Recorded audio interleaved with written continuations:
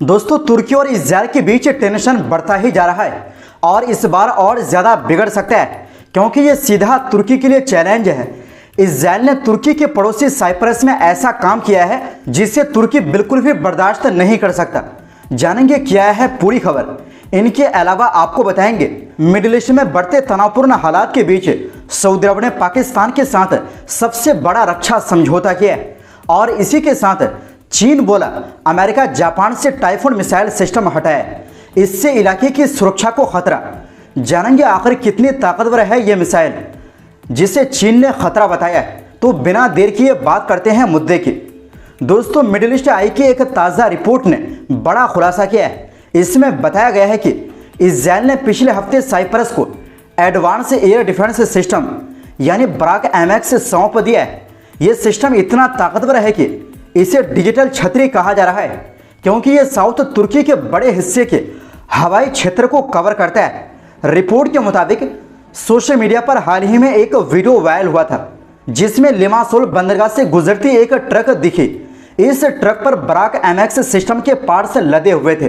बाद में साइप्रस की एक लोकल न्यूज़ वेबसाइट रिपोर्टर ने भी कन्फर्म किया कि पूरा सिस्टम साइप्रस को डिलीवर कर दिया गया है।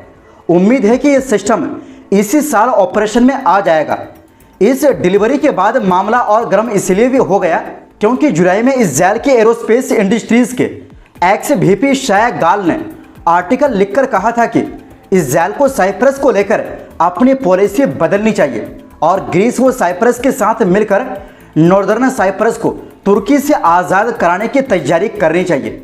गाल ने लिखा था, ऐसा ऑपरेशन तुर्की की मदद की क्षमता को खत्म कर देगा, तुर्की के कंट्रोल वाले नॉर्दर्न साइप्रस के एयर डिफेंस सिस्टम को तबाह कर देगा, इंटेलिजेंस और कमांड सेंटर्स को नष्ट कर देगा और आखिरकार तुर्की फोर्सेस को हटा देगा। इससे साइप्रस के अंतर्राष्ट्रीय स्तर पर मान्यता प्राप्त संप्रभुता बहाल होगी।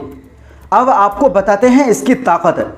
दोस्तों, ब्राक एमएक्स सिस्टम दुश्मन के ड्रोन, लड़ाकू जहाज और क्रूज मिसाइल तक को इंटरसेप्ट करने की क्षमता रखता है। इसकी रेंज है 150 किलोमीटर। अब तक तुर्की ने इस नए डिफेंस सिस्टम पर कोई बयान नहीं दिया है, लेकिन यह सिस्टम इतना एडवांस है कि इसका 3D रडार 460 किलोमीटर तक काम करता है और साउथ तुर्की के एयर स्पेस के बड़े हिस्से को कवर करता है। दरअसल साइप्रस अपनी मिलिट्री को लगातार मजबूत कर रहा है। इससे पहले वो इजरायल से आयरन डोम सिस्टम भी ले चुका है। यही वजह है कि अब तुर्की के लिए चिंता बढ़ गई है क्योंकि ईस्ट मेडिटेरियन यानी पूर्वी भूमध्य सागर में इजरायल, ग्रीस और साइप्रस की साझेदारी दिन ब दिन मजबूत हो रही है। दोस्तों, पहले भी 1997 में इसी तरह का संकट खड़ा हुआ था जब साइप्रस ने रूस से S-300 एयर डिफेंस सिस्टम लेने की कोशिश की थी।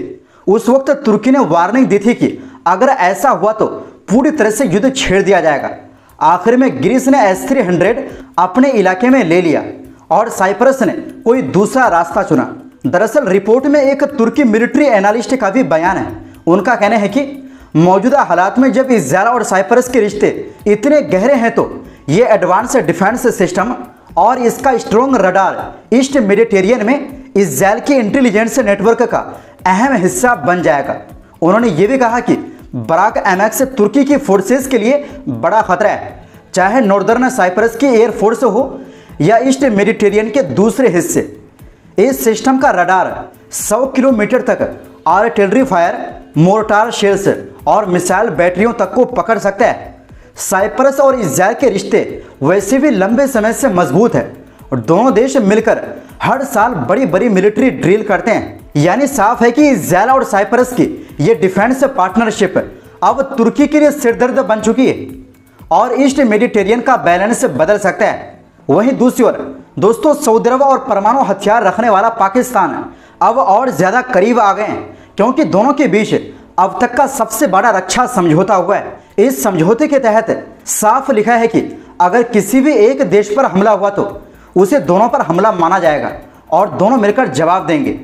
दोस्तों, बुधवार को रियाद में सऊदी क्राउन प्रिंस मोहम्मद बिन सलमान और पाकिस्तानी प्रधानमंत्री शहबाज शरीफ की मुलाकात हुई। दोनों नेताओं ने आपसी रिश्तों को मजबूत करने, सुरक्षा और शांति बनाए रखने और हालिया हालात पर चर्चा की। दोस्तों, ये समझौता अचानक नहीं हुआ बल्कि कई सालों से चल रही बातचीत का नतीजा है। यह अल जजीरा की रिपोर्ट है। एक सऊदी अधिकारी ने कहा कि यह किसी खास देश या घटना की वजह से नहीं, बल्कि पुरानी गहरी दोस्ती को और मजबूत बनाने का कदम है। उन्होंने ये भी साफ किया कि यह समझौता हर तरह के सैन्य साधनों को शामिल करता है, यानी जरूरत पड़ने पर पाकिस्तान की परमाणु ताकत भी काम आ सकती है। यह समझौता ऐसे समय में हुआ है जब 9 सितंबर को इजरायल ने कतर की राजधानी दोहा पर हमला किया था। इस हमले के बाद अरब लीग और इस्लामी सहयोग संगठन OIC की आपात बैठक हुई और पूरी मुस्लिम दुनिया ने इजरायल की कार्रवाई की कड़ी निंदा की। इस बीच सऊदी अरब ने साथ ही ये भी कहा कि उसके भारत से रिश्ते भी पहले से कहीं ज़्यादा मजबूत है और वो इस रिश्ते को और आगे बढ़ाना चाहता है। अल जजीरा के मुताबिक पाकिस्तान और सऊदी अरब की दोस्ती नई नहीं है। 1967 से अब तक पाकिस्तान 8,200 से ज़्यादा सऊदी सैनिकों को ट्रेनिंग दे चुका है और दोनों ने मिलकर कई बार सैन्य अभ्यास भी किए हैं। सीधे शब्दों में कहें तो ये समझौता दिखाता है कि सऊदी अरब और पाकिस्तान अब खुलकर दुनिया को बता रहे हैं कि अगर किसी ने इनमें से एक को छेड़ा तो जवाब दोनों मिलकर देंगे।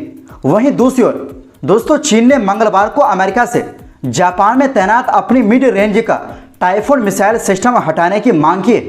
चीन ने कहा कि यह तैनाती इलाके की रणनीति की सुरक्षा के लिए बड़ा खतरा है।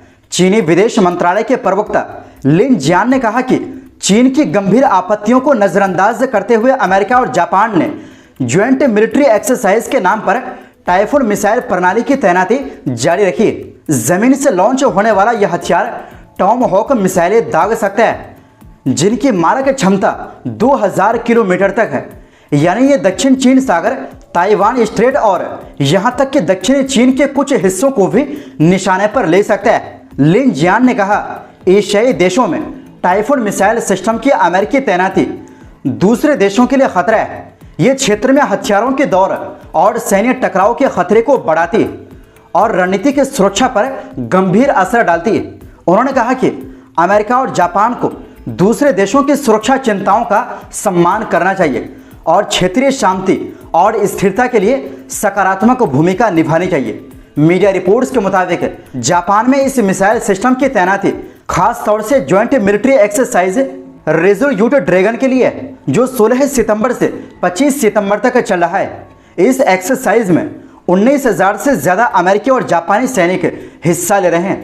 ताइवान, सेनकाकू द्वीप और पूर्वी चीन सागर में तनाव के बीच ये एक्सरसाइज अमेरिका जापान गठबंधन की ताकत दिखाने के लिए है। दरअसल हाल ही में चीन के नए एयरक्राफ्ट कैरियर फुजियान को जापान के पास देखा गया था, जिससे जापान की सुरक्षा चिंता बढ़ी है।